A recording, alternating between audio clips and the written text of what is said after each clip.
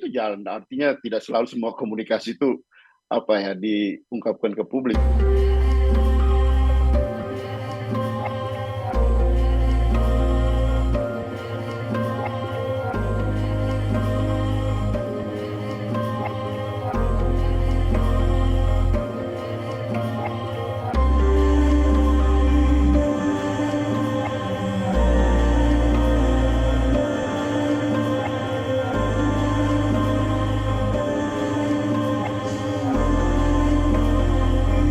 Komunikasi itu jalan, artinya tidak selalu semua komunikasi itu diungkapkan ke publik, tapi Ya. komunikasi interpersonal antara pimpinan partai, terutama antar sekjen partai itu berjalan.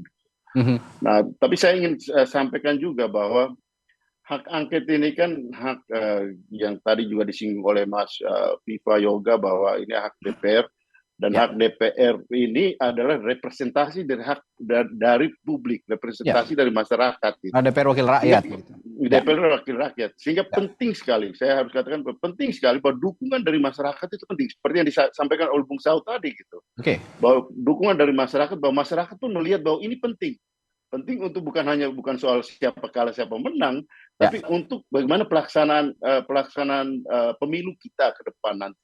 Dan poin ini yang saya kira saya sangat apresiasi dari awal gitu, sejak Mas Ganjar menyampaikan wacana ini, saya melihat bahwa dukungan dari publik itu sangat penting untuk supaya bisa hak angket ini bisa berjalan gitu.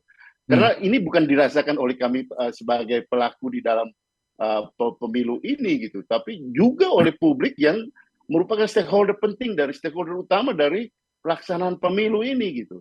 Karena kalau kita bicara di mana tempatnya rakyat itu berdaulat, yaitu di pemilu.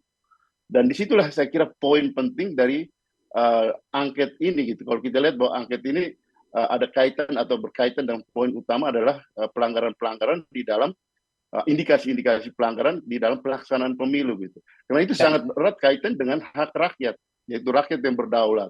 Dan kami adalah pelaku-pelaku di dalam perjalanan proses pemilu ini. Kita lihat dari sebelum, pada hari H, dan pasca hari H yang sekarang masih berlangsung sampai sekarang.